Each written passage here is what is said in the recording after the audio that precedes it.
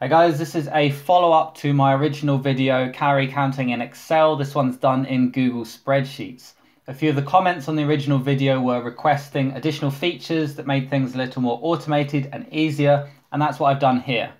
I made a template, this template, which I'm going to share with you in the description. If you have access to it, just go to File, make a copy, and then rename it to whatever you want, and then you'll have your own copy that I don't have access to, and changing that won't change the original. So I'll talk you through a few of the features. First of all, there's two sheets. The second sheet is your food database. That's where you store all the information about your foods. It's blank at the moment, but you will fill it with the name of the food, portion size, protein, carbs, and fat in grams, and then that will automatically calculate calories. So you can just enter the information. Calories will work out for you. If they have it on the packet and you want it to be exact according to that, then you can just change the number as you see fit. I'll show you mine, which is fully populated with all my foods, and you can see how it looks there. And then when you go to food diary, you're going to have the drop down menu. That's what a lot of people were requesting. So you can see all the foods that I've got here are listed, and I can select them and then select a portion size. That's what other people were asking for. So if I want 2 portions of something, I can just put 2 in there if I had half a portion, and so on.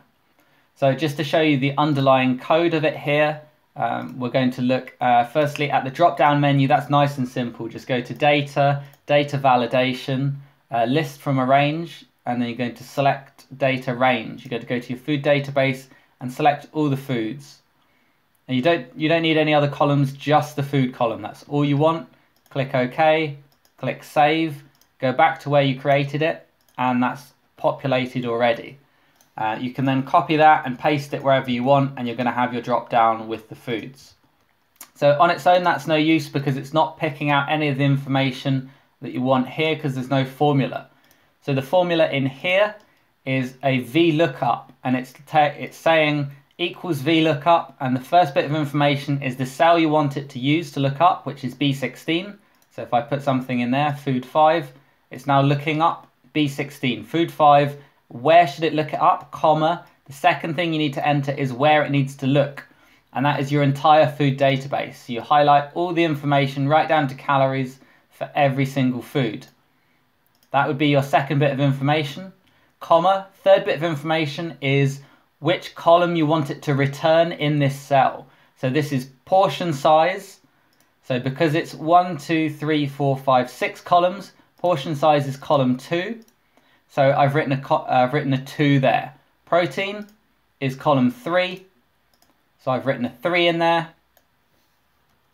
Carbs is 4, fat is 5, and calories is 6.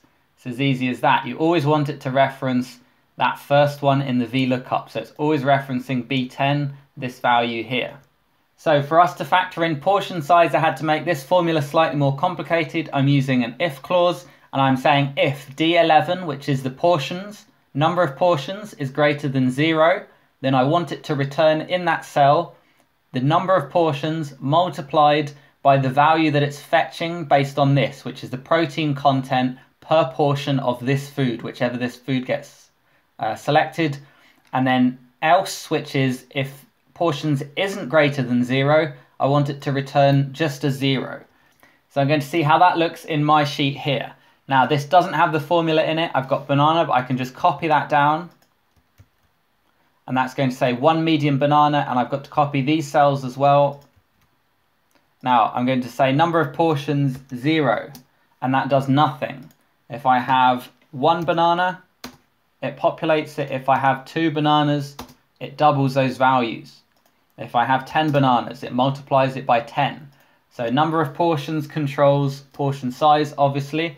Someone suggested that you should have 100 grams for portion size. That makes a lot of sense. If you've got something like oats and you're having 75 grams of oats, it's quite easy to do 0.75, and then that gives you the values for 75 grams.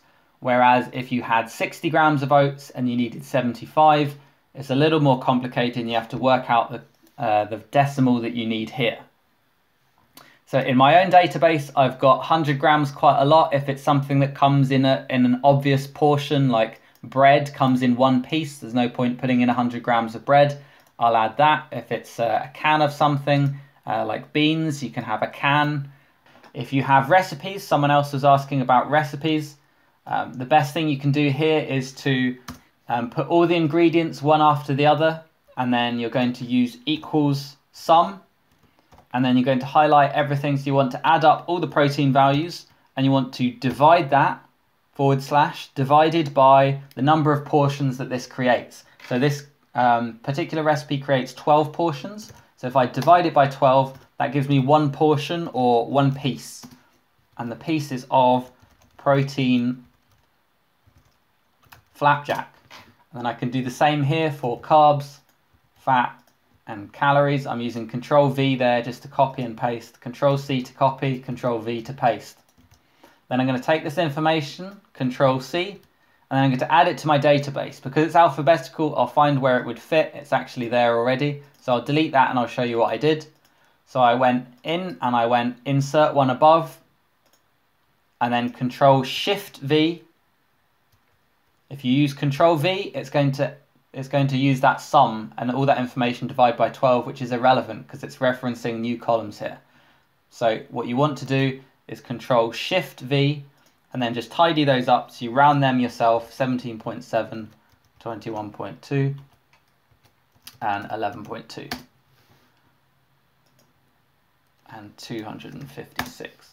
There we go. And because you've entered it in the middle of your database, it's going to automatically appear here already. Otherwise, if you added something to the bottom, new item, you won't find it until you update the formula. So new item will not appear until you update the formula. So it's much easier just to go somewhere within your table and go insert one above or insert one below and then add your information there. So one other feature I have is I like to keep track of my weekly average. So I've got Monday to Sunday. I don't really care about day-to-day fluctuations because I have more carbohydrate when I'm exercising. But over a week, I like to know how much I've eaten. So I'm going to go Control Copy when I've got to the end of the day and everything's filled out. And I'm going to go Control Shift V to copy across the values in those cells rather than the formulas. And then that's going to populate here. This is average. So it's taking the average of those 7 numbers. If something's blank, it's just going to take the average of those 2 numbers, which is about 91, 92. You can see it there. And then as you add in extra information, it's going to update that number. And then you've got a target. If you do have target macros that you're looking for, I've left that blank. You don't need to use that if you don't want to, but it's a good reference point for your information when you want to do that. So when you have access to this, you will only have the ability to view this. You can't make any changes. You have to go to make a copy, make your own copy, and then edit the copy. And to do that, you're going to put your information in here. You're going to change food 1 to bananas, food 2 to custard. You're going to enter your information here. And then you'll see that when you go back to your food diary, it's updated there. So it automatically updates, and when you select it, the portions appear. When you enter something in portions that's bigger than 0, it will update it for you.